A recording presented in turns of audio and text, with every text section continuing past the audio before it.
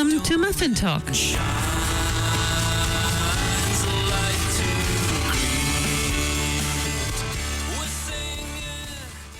Kia ora and welcome to Muffin Talk.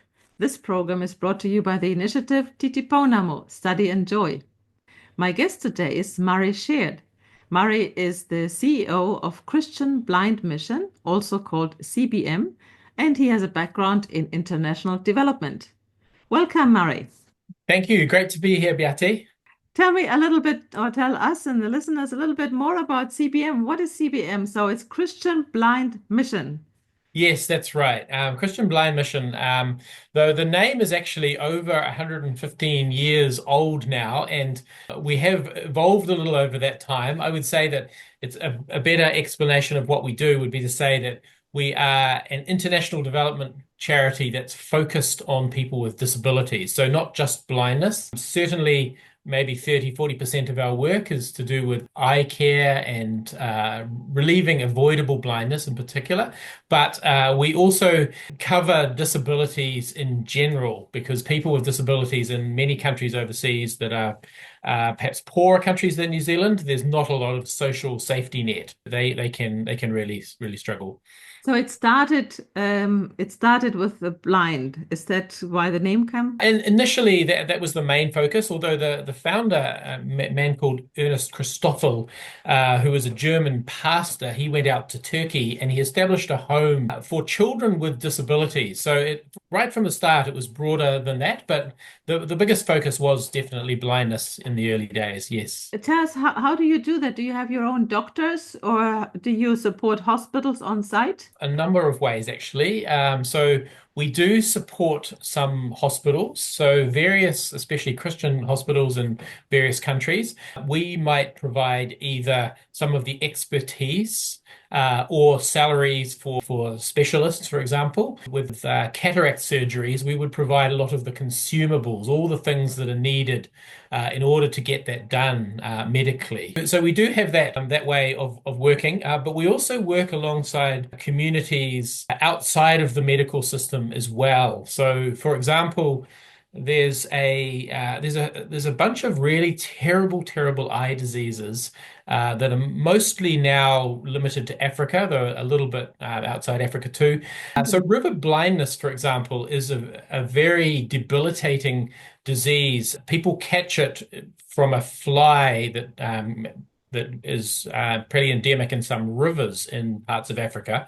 So, for example, in Nigeria, where we work, and it creates terrible skin lesions, but it can also burrow through to the optic nerve and make people blind. So in that case, we're working not so much with the hospitals, but actually in the very local communities where these diseases are, and we partner with some pharmaceutical companies. They supply the drugs that the people need to take once a year in order to break the life cycle of this fly. But we provide everything else. We do the screening, we go to the local communities, and we supply these drugs, as well as providing them with boreholes and other kinds of water and sanitation equipment so that they no longer have to go to these rivers where the flies are.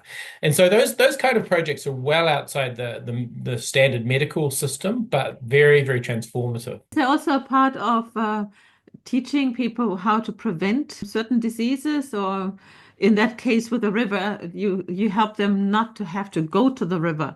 But you said you work with pharmaceutical industries. Maybe you also work with some charities that deal with diseases and have some ways of keeping the flies away or reducing the flies. Absolutely. Yeah. So in the old days, not so much now, there was also a campaign of aerial top dressing for pesticides to get rid of them as well. Now the approach tends to be more the drugs that break the life cycle of those diseases. But in other places, we would work with other partners as well on prevention. And so absolutely, a lot of it is about prevention. When it comes to a lot of disabilities are avoidable blindness, for example. So cataract operations for children. Now, in New Zealand, you wouldn't think about cataract operations for children, it's very, very rare. But in some countries, they don't catch them early like they do here. A child might be blind by 3 or 4 years old, and then be blind for the rest of their life. And all it takes is a 12-minute operation. What we do in that case is that we do screening. We send community workers, sometimes walking on foot from village to village in the highlands of Papua New Guinea, for example, who go to find out who needs this medical intervention. And some of those people have never seen a doctor, let alone an ophthalmologist. So it's very, very remote work. But we make sure that just because they're remote and poor, that they don't miss out on the vital treatment. I've seen this work, and having the children come in with a bandage on their eye, having had a cataract operation, very, very, very scared, not knowing what's going on. But then the next day, the bandage comes off, and they can see their mother for the first time in 2 or 3 years. It's quite a transformation. Yeah. No, you just answered my question, how you find out who needs help. So you have people who are going around in certain areas, and there might be, the more you're known, the more people would contact you for certain diseases. Is that right? Yeah, that's right. So when it's village to village, we very much go to where the people are. There are some medical conditions that we've actually reached out via radio programs as well. So, for example, in Nigeria has about I think over 10% of all the maternal health deaths are in Nigeria. There's a particular affliction called obstetric fistula, where a woman giving birth, the baby might get stuck in the birth canal for too long and pressures the wall of the birth canal until those cells die, and produces a fistula, or a hole into the urinary tract. And then from that time on, she would be leaking urine. It's a terrible thing to have to talk about. It's not something that happens here very often at all, but in many places, that can be a sentence for ostracization, for stigma. Many of those women, their husbands will leave them. They sometimes try not to drink, get dehydrated because they don't want so much urine flow. Terrible, terrible disease, and I met a woman who had it for about 50 years, but she had 15. just come in, yeah, to have the operation. So what we're trying to do is to catch it at source. So to know, as soon as they've had that birth problem, for them to know that actually they can go and have an operation. So yeah, so some of that is a radio message. We also have women who've had the operations become advocates. As you can imagine, they're so excited about the healing that they've had that they will go village to village, sometimes as well, to find the woman who are maybe hiding away in fear and shame. Mm. And you work together in it's an international development charity, right?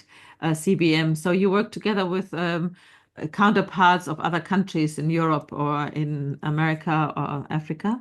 That's right. Yes, there are a number of the fundraising hubs like New Zealand across, especially the developed world, and then we have 11 country offices in various lower economically developed countries, including the nearest one from here.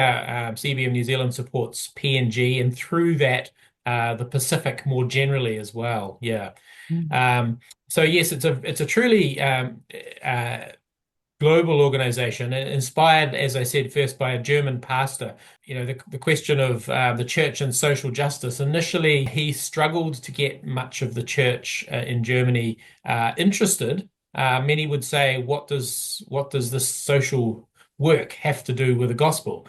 And his reply was always the act of love is the sermon that everybody understands. So he was a pastor who decided that the call on his life was very much around making sure that those who were left behind are included. And from the Gospels, we know of how blindness or any other disability can impact the lives of a family.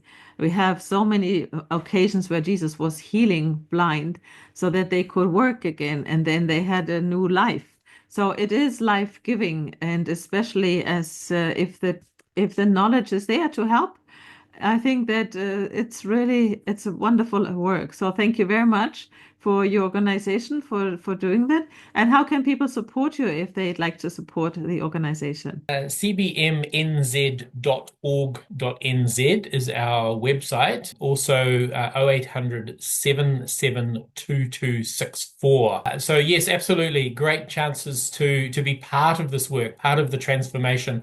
$35, for example, will give someone's sight back after a cataract operation. And you're absolutely right. This is, to me, goes very much to the heart of Jesus' mission.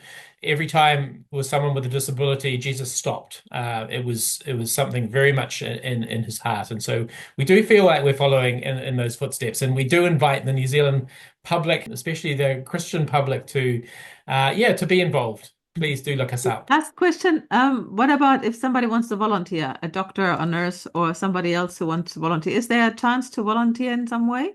Yes, there are opportunities for that.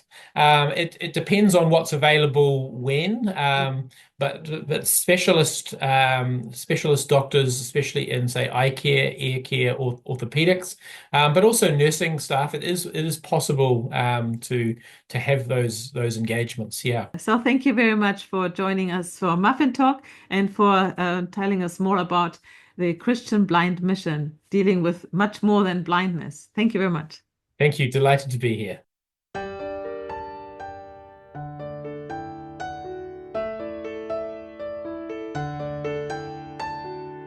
Out there, oh, peace is calling.